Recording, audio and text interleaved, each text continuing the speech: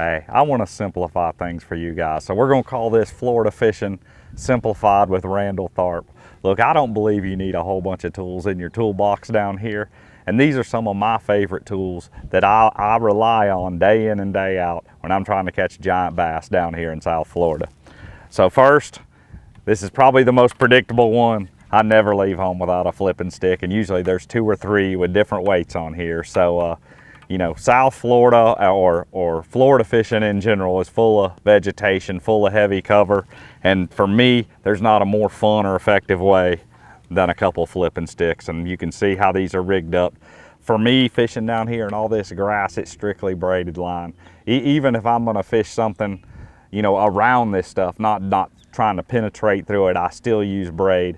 If you can look around right here, you can see there's a million ways for one big fish to do you wrong and get off. So I try to put everything in my favor, and that's heavy braided line, 55 to 65 pounds, and a big rod that's designed for braided line.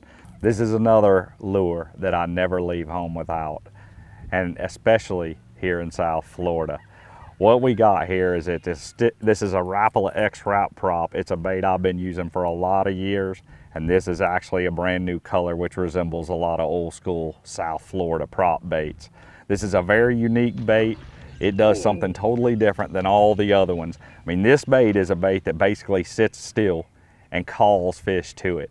And there are times, there's these periods of time down here when this bait simply can't be beat. Sometimes these fish are heavily pressured, sometimes they get really finicky, and when the conditions are right, nothing can outshine a prop bait like this one. Look, you might watch me fish this bait and you think like it is an extremely slow way to fish, because I love to throw this bait out, especially like in a calm, protected area, and let that bait sit there. And then I'll twitch that bait, and it's got this very distinct sound. And while you think that I'm not fishing very fast, I feel like these fish come a long way to eat this bait. I feel like this calls fish to it. So it's a totally different technique. It's very unique to all the other patterns and techniques that I use down here in Florida, because I feel like this bait will call fish to it. So I like to cast it in a good looking spot, and I don't have to throw it every 5 feet. I feel like a fish might come 15 to 20 feet away if this bait is fished properly. So that's some little tricks about fishing this particular lure. Make sure you make an accurate cast into a really good looking spot and let that bait sit there. If there is a fish anywhere around, he'll come out of one of these reed heads. He'll come off of a bed that's 15, 20 feet away to get this thing when conditions are right. Third is a swim jig. This can cover from a foot down to 2 or 3, 4 feet deep. You can cover tons of water and find that big school of bass. It's just your basic 3/8 ounce swim jig, and this one you can see is doctored up to kind of look like a golden shiner. This is a lure, which you can all see. It's just a bullet shape greenfish tackle swim jig with a swim bait trailer on the back. I love this particular color. I've fished in South Florida a lot. I see a lot of people throwing a lot of different colors. For me, this has always been one that I have confidence in, because I think it does a really good job of resemble what these fish like to eat, which is a golden shiner.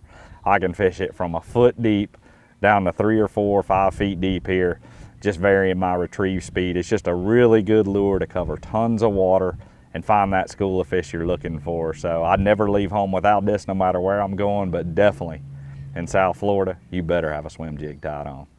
And for some reason, anytime I get around lily pads, or I notice like needlefish present, I think that's what they think this represents. I throw a watermelon seed and a June bug color, but I never go fishing in Florida without this particular worm here. It's a Zoom Magnum speed worm. This is a 3/16 ounce sinker, and I base the weight of that sinker on the depth that I'm fishing. We're actually in like 2.5 or 3 foot, so this is about the size that I want. But if it is super thick or super shallow, I would go to as light as an 1/8 or even a 1/16.